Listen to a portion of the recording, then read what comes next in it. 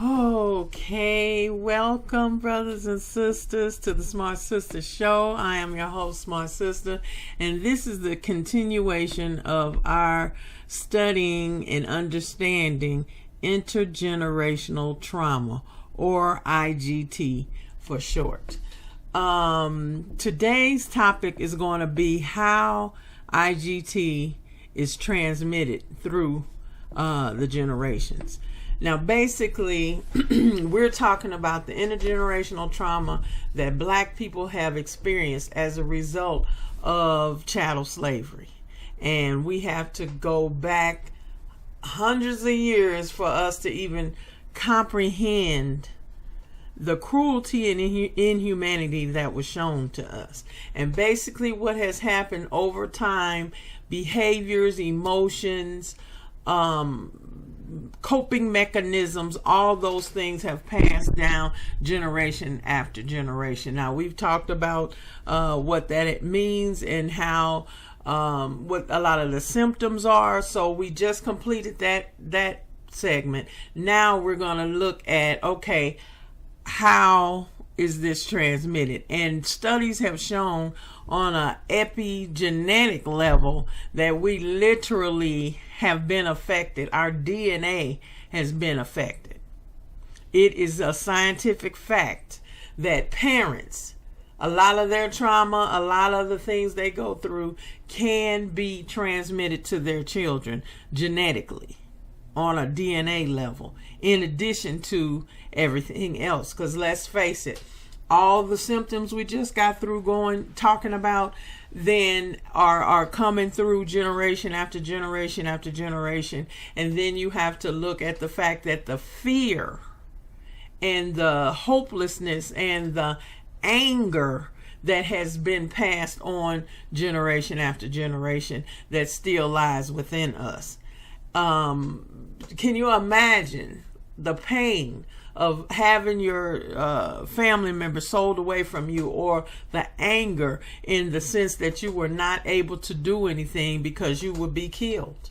And till today, let's just face it, brothers and sisters, till today, we are still swallowing a lot of stuff and not dealing with it, or feeling that we have no ability to make any changes. Look at what's going on in the world today. All these police shootings, all these brothers and sisters coming up dead in police stations, out on the street, anywhere, not feeling safe, not being able to function even on these jobs, on these plantations. Let's face it, I've worked in corporate America. I understand there are times when you done sat there in a meeting and gave a point or made a point, and 5 seconds later a white girl raises her hand, says the exact same thing you just said, but then it's all this glowing flowery accolades.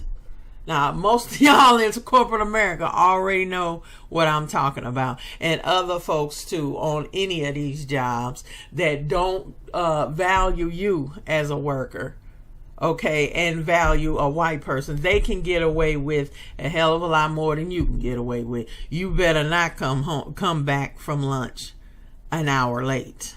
Okay, we know what the double standard is, and we already have been groomed by our parents. You know, we all heard the speech, you gotta work twice as hard to get half as far.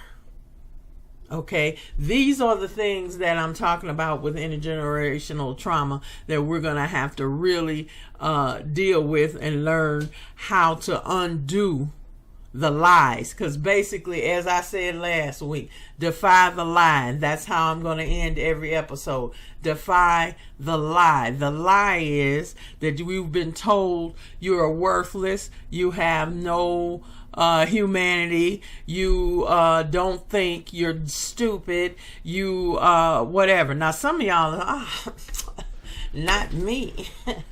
I work for XYZ company, and they love me. They take my work and they did. It's always one, right?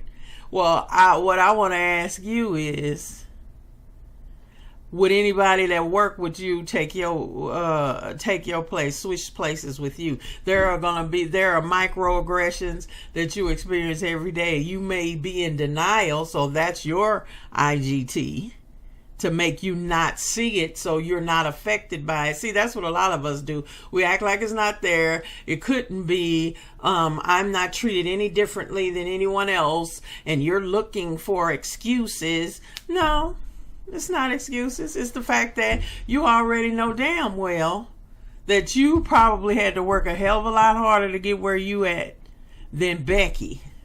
Okay?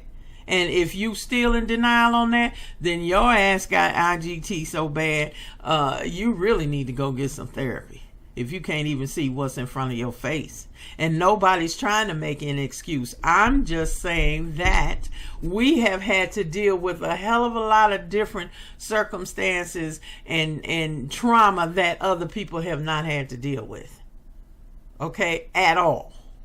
And you know, all your life we have tried to weigh things and try to navigate around things because we do still have humanity. So we don't want to put everybody in one category, and we kill ourselves almost to a fault that, oh no, everybody's not like this and blah blah blah. Well, you know, I say if the pump fits, wear it. I'm not gonna give you more than you deserve, or I'm not going to take away what's right there in my face either. Okay, I have to look at what I do with myself is try to look at my family, see the different things that happen. My mother grew up in where my grandmother was domestic abuse. My mother was run and hide when her mother was getting beat down. Okay, so how did that affect her? My mother was not very affectionate and emotional. You knew she loved you, but she didn't show it. She wasn't a huggy, kissy, mwah, mwah type. Okay, I knew she loved me, but she did not do that. And now as an adult, I can understand where a lot of that came from, or why a lot of the ways, the outbursts. My mother had angry outbursts a lot of stuff that now as an adult I can see and understand because of what her immediate family life was like. But then we won't even talk about, like I said, those DNA changes that have gone through the centuries that our foremothers had to deal with. It's a fact. This is just a fact. And that, like I said before, this is the last piece that we've got to heal from and get therapy from in order for us to release, defy the lies, and become the whole person we were meant to be mentally clear and healthy. It's just as simple as that. If fear, they already done studies, PTSD, all this kind of stuff that can be passed on. And it's not, like I said, it's not just black people, other people, Native Americans, Jewish people that survived wars. I mean, anybody that's been put in a extremely traumatic situation is affected by this. But when you look at it with us, those might have been temporary things. Those might have been things in their families. But with us, we're talking centuries, people. Centuries of being treated like that. Hell, we still being treated like that. We still are not where we supposed to be. We still being treated as second-class citizens. So when you get through talking, it's a wonder, as I say every week, that we are sane at all. And the things that happen to us that trigger different things, and I'll talk about that in an upcoming episode. But when you look at how this intergenerational trauma is passed down through behaviors, through actions, through mental health issues.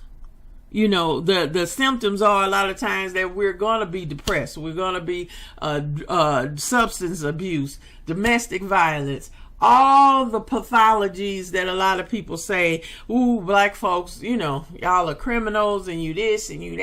And well, damn near you can take whatever that behavior is and apply it back to something and then take it back. And you can understand why people do what they do. I just looked at a informational video about generational trauma, and he gave a really good explanation. He was talking about, let's just say a gentleman has been sexually abused or abused by his parents, okay, treated differently. Maybe he was the odd kid out. They loved their other kids, but he was always the one that they didn't particularly like. He felt abandoned. He felt alone. Okay. Those are his feelings, as a kid growing up, whatever. It's been pushed way back. You know how we can do. Okay, now he's an adult. He's married. He has a child. And say he has a little 2-year-old and he wants to brush her teeth. And she says, well, no. And he kind of looks at her and she's like, I want mommy to brush my teeth. And he was like, no, I'm going to brush your teeth. Now, I want mommy to brush my teeth. He goes into a tizzy, into a rage, and maybe smacks the little girl or cusses her out or does something. Now, let's reel that back a little bit.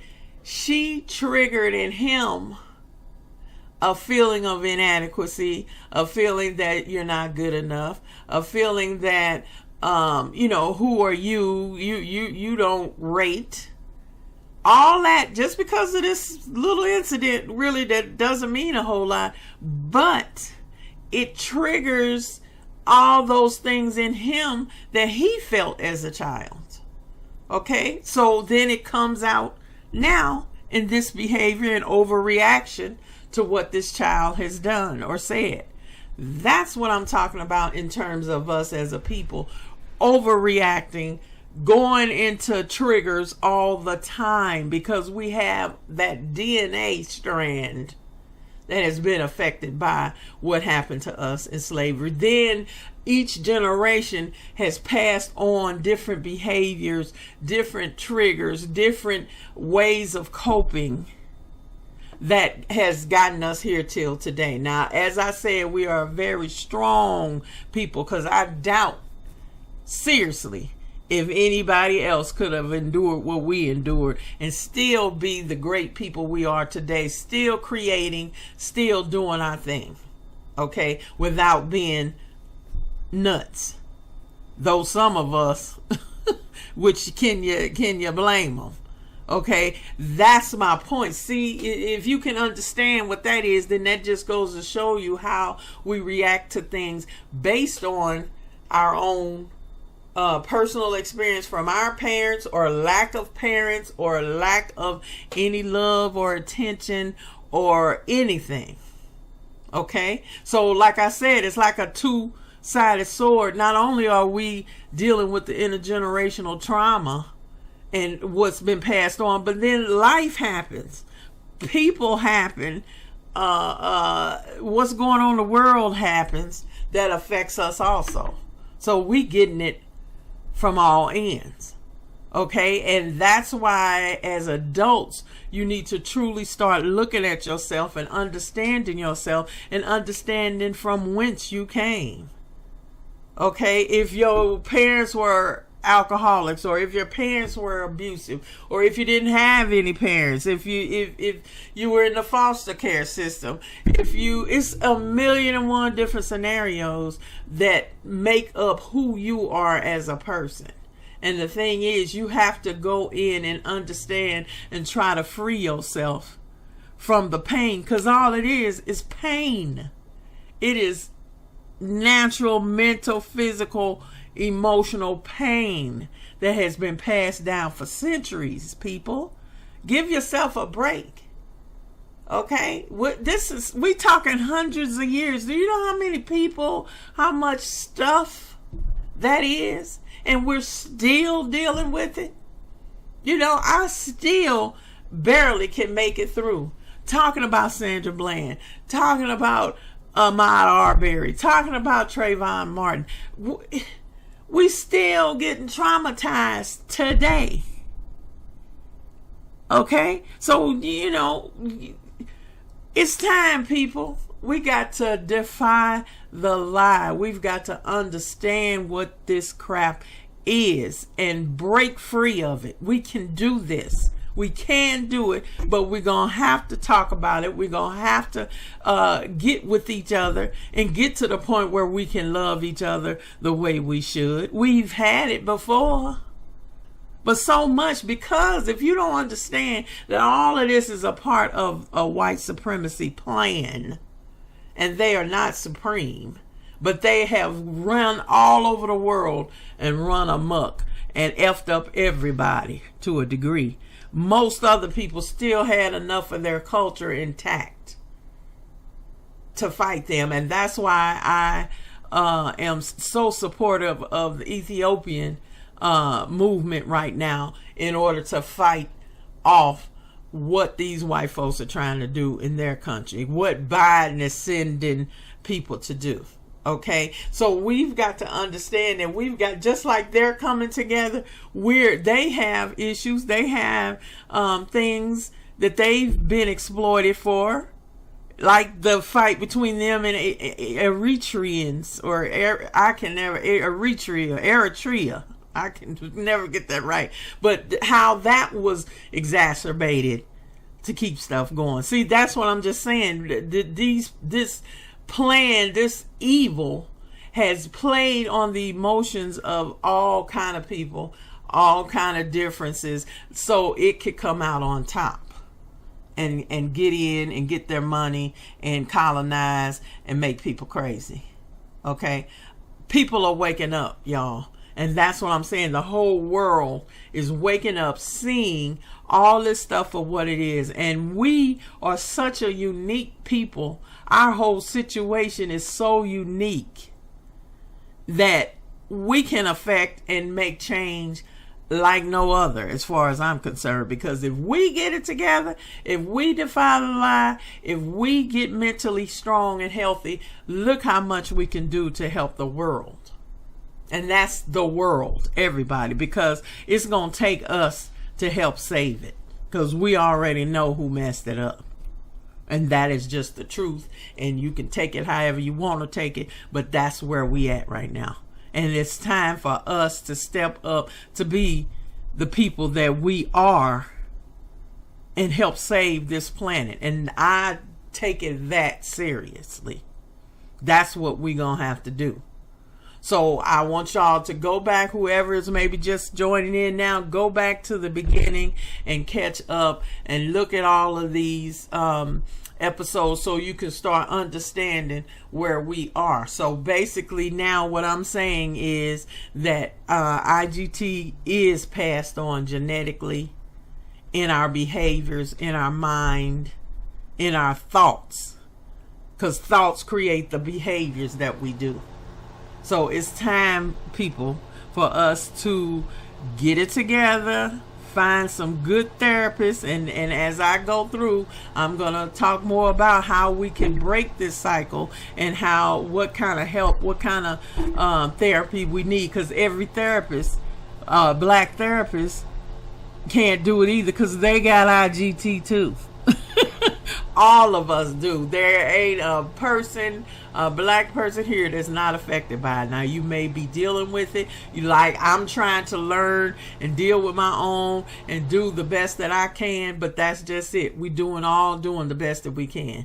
But we need to find people that are conscious enough to understand it for what it is and put it in perspective so we all can get better. And like they say with a therapist, ask your therapist if they have a therapist. If they don't, you probably don't need to go see them, because if a person is sitting there dealing with people's stuff all day, they need somewhere to go. Okay, so that's the first question you should ask them. And if they don't, then you don't need to be with them. So that's it for this one. I hope y'all are getting some good information out of this series, and I will be back next week, and we're going to keep going. So you all take care and have a great week.